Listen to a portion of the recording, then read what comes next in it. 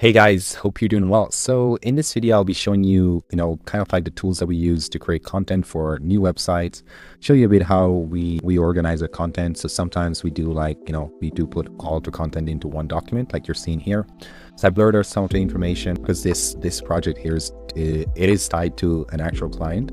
But yeah, sometimes we'll have just the tabs here and just recreate an entire website, but then in Google Docs. And other times we'll do it like this, where you have separate pages, so one page per website page. But yeah, the whole idea is to not just blindly write content or just say, hey, ChatGPT, write me a content about towing services, or write me a content, or write me 1,500 words about water damage restoration. That's not necessarily what you want to do, because what it will do is just write you an article, and that's what you asked, right? But you want to figure out what keywords you should mention in the content, how many times you should mention that, if you're mentioning a certain keywords too many times, if it's oversaturated. So this tool here and tools like Surfer SEO, so that will be tools like this. As you can see, they have a similar structure. The content is on the left side, and then you have a bit of data about that article, the optimization, suggestions, or just tips on the right side. So that's pretty much what this one does too. It tells us what kind of terms we should mention in an article. So sometimes I'll just copy all of this, right, and just give it to ChatGPT, and then tell ChatGPT to write an article. And alongside with that, I also build out, when I say but I have a writer that actually does that. So our writer has access to this tool and also to Surfer SEO and whatnot. So I'm already doing this myself on a day-to-day basis, unless it's a lead gen website, local site where we do have a bit of time to create a content. But even then, I would prefer to do the first pieces of content, top level pieces of content, using Surfer SEO, using professional writers, just to make sure the content is good. So initially we pick the target, so the main keyword, and then based on that main keyword, we audit the top 5 competitors to see how they're ranking, what they're doing in order to rank, so how many images, what kind of headings and whatnot. And then we basically create the outline. So based on that outline, you can either go straight to AI and just have AI write that content for you. But like I said, I don't really like to rely solely on AI, because, I don't think that AI is quite there yet. I think if you are only writing one piece of content, or if you spend a good amount of time optimizing the inputs or that AI, whatever you use, and if it's Gemini or ChatGPT, you'll eventually get something good. But I don't think it's great to write 10, 20, 30 articles by itself. So you'll always need a human editor I shouldn't say always, probably in the future you might be able to just write articles without having to check it. But we like to at least check, verify, make sure that the right structure is there. And then we also create per section. So we start out with the headings first, and then we start to fill in all of those headings. So you can do that with AI, or you can write it yourself. This tool will also give you an idea of the title, the headings, whether it's optimized or not, the suggested word count. So what is the average across all competitors, and what do we have? And then also just the terms, right? So like I said, you can choose a newer writer. That's, I think, one of the cheaper ones in the market, but Surfer SEO is really good. We also use Phrase. So there's Phrase, and this one is also pretty good. So, just try it out, see which one fits your needs, or which one works for you. But yeah, we use a combination of all of them, just depending on the project, depending on the quality of the page. So whether it's a top level, or it's a supporting page, or a blog page, right? So if it's just a blog article or a supporting page, I probably wouldn't use Surfer SEO, just because it's a bit pricier than the others. Now, in terms of the outputs are going to be decent. So the content pieces here that you're seeing about drones, so these are more the drone repair services. All of these content pieces are well written. These were written using Phrase. So there's a certain structure that goes into it, and certain keywords that are mentioned throughout the content. And as you can see, this one is quite a lengthy one. This one also, I'm not sure how many. Let's just check how many words. It's about 1,000 words, give or take. So that's not too bad. I think I probably asked for 1,000 words. And as you can see, we had a score. For all of our content, we make sure that we try to make it as optimized as possible without coming across as spammy. So we usually aim for a score of anywhere from 70 to 100. Rarely do we ever go to 100. We probably would go between 70 and 90, and just fluctuate between 70 and 90. Some articles will be 90, others will be 70 or 80, just so it doesn't look like we're over optimizing for search engines, because Google thinks that it's cool, things that we're doing that they might actually penalize our website, or do something to screw up our rankings. So yeah, these are content pieces that are going to be going on this website here. The homepage was actually written by a writer, but then refined by myself, and that's pretty much what you're seeing here. So we do everything in Google Docs, as you can see. And once we have the design, so there's the design and then there's the content. My developer basically merges that, and we do keep an eye on like the design. So you can see the why choose us section here will probably be very similar to the why choose us section on the homepage. Let's see if I can find it, or if we have it ready. Warranty, quick service.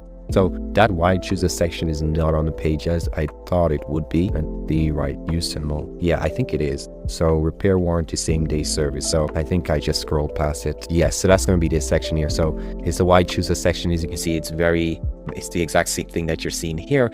It's just that it's coded, right? It's coded onto the website. And so yeah, we do that for the main pages, starting out with the home page, the contact us page, the about us page, at least having one kind of like about us page on there and making sure that it's structured properly. These are your money pages. So I like to just spend a bit of time to design and just structure those properly. And then once we have those, we can just have the writers and developers just go at it and create all the other pages that we need in order for this website to rank. Anyways, I don't want to make this too long. Just wanted to show you the tools that we use in order to create the lead gen website, but also client website. So if someone comes to me, like if we get like clients and they want us to do their content, the writing of their content, or just do like a full SEO campaign, what we'll do is we start out refining their existing article or content pieces, but then we'll also create like a topical map based on keyword research and based on the data. So checking for commercial keywords that are actually going to help you rank, not just writing for the sake of writing and delivering stuff.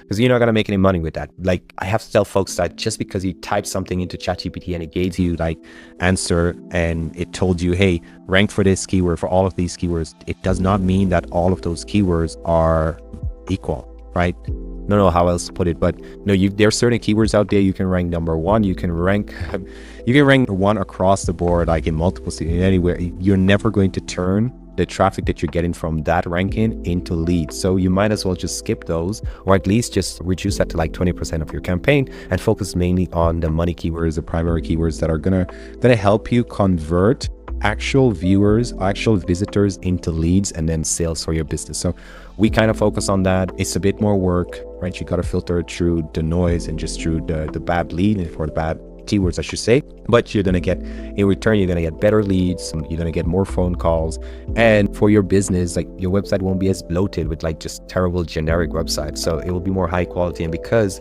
that website will turn into a site that serves customers and serves the needs, once they land on your website, they will feel like their goal was fulfilled, and Google will see that because they stopped your search.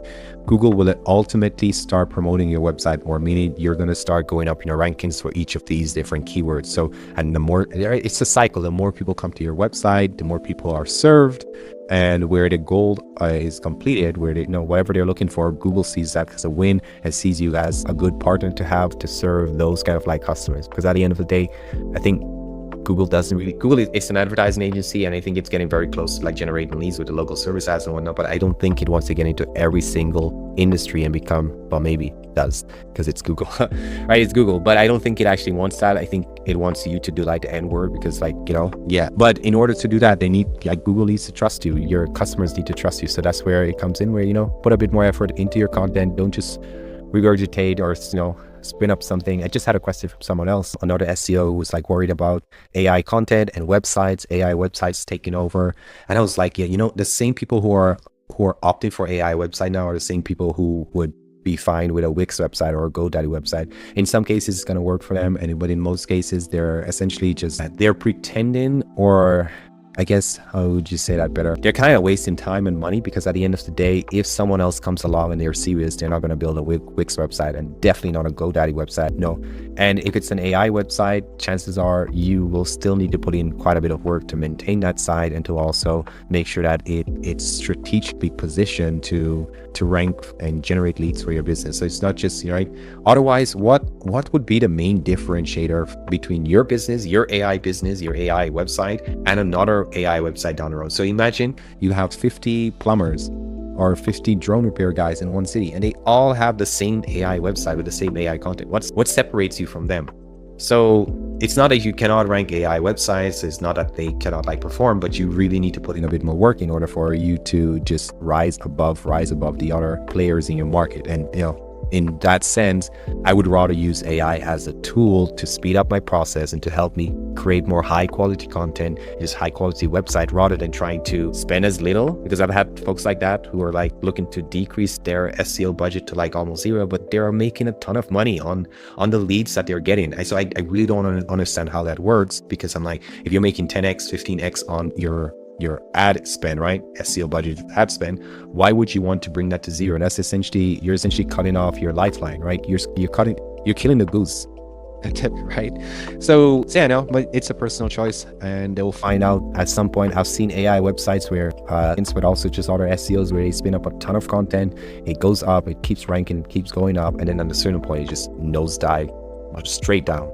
Right, sometimes it goes in a stairs format, so it will first like dive like maybe like 30%, and then it stays flat, plateaus for a while, and it dives again. It's really up to you at the end of the day. I can build a website pretty quickly without just relying on AI, spun up websites. So, why would I go down that road? So anyways, if you need help with your website or anything else, just let me know. I'm still doing pre-video SEO audits. So basically audits like this, I of course do the research before I run the site through a couple of tools, just to make sure that I catch as much as possible. And then I just give you like, 3 or 4 pointers. Usually it's more, but what you need to do in order to change your luck, or to change your